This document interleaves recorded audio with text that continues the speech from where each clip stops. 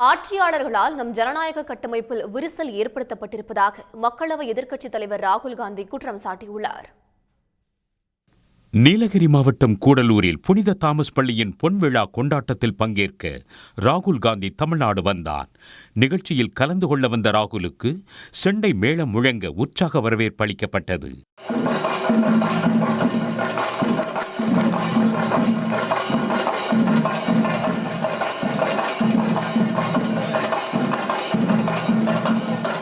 பின்னர் தமிழர்களின் பாரம்பரிய கலாச்சாரத்தை வெளிப்படுத்தும் விதமாக மாணவர்களுடன் சேர்ந்து பொங்கல் வைத்து மகிழ்ந்தார். தொடர்ந்து தோடர் பழங்குடியின மக்களுடன் இணைந்து நடனமாடினார்.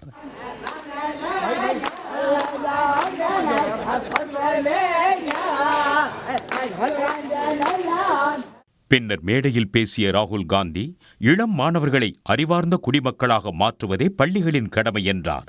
தொடர்ந்து மாணவர்களுடன் கலந்துரையாடிய அவர், தான் பள்ளிப் பருவத்தில் மிகவும் குறும்புக்கார சிறுவனாக இருந்ததாக கூறினார். கல்வி என்பது செலவு மிகுந்ததாக இருக்கக்கூடாது என்றும், கல்வி வழங்குவதில் அரசின் பங்கு முக்கியமானதாக இருக்க வேண்டும் என்றும் வலியுறுத்தினார். Is the attack on our democratic foundations. Yes. India is a democratic country. Yes, sir. But today our democratic system is under attack. Democracy is voice.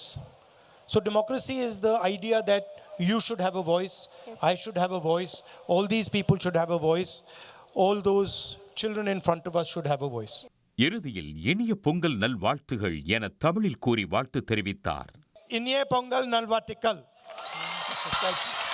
தங்கள் பள்ளி நிகழ்ச்சியில் ராகுல் காந்தி கலந்து கொண்டது மிகவும் மகிழ்ச்சியாக இருந்ததாக மாணவர்கள் தெரிவித்தனர். இது எங்க எல்லாருக்குமே ரொம்ப ஹாப்பியா இருந்துச்சு. அண்ட் நாங்க அவர்கிட்ட குவெஸ்டின்ஸ் கேட்கறதுக்கான சான்ஸ் கிடைச்சது. ஸோ நான் அவர் ஒரு போஸ்ட் போட்டிருந்தாரு. அதுல எப்படி நம்ம இப்போ இருக்கிற ஜென்சி ஜென்ரேஷன் அண்ட் யங்ஸ்டர்ஸ் எல்லாருமே நம்ம கவர்மெண்ட் அண்ட் கண்ட்ரியை எப்படி ப்ரொடெக்ட் பண்ணுவாங்க அப்படின்னு நான் கேட்டிருந்தேன். அவர் ரொம்ப பியூட்டிஃபுல்லா எக்ஸ்பிளைன் பண்ணார். இந்த நிகழ்வில் நீலகிரி திமுக எம்பி ஆர் ராசா உள்ளிட்ட பலர் கலந்து கொண்டனர். உடனுக்குடன் செய்திகளை தெரிந்து கொள்ள சன் நியூஸ் பெல் ஐகானை கிளிக் பண்ணுங்க.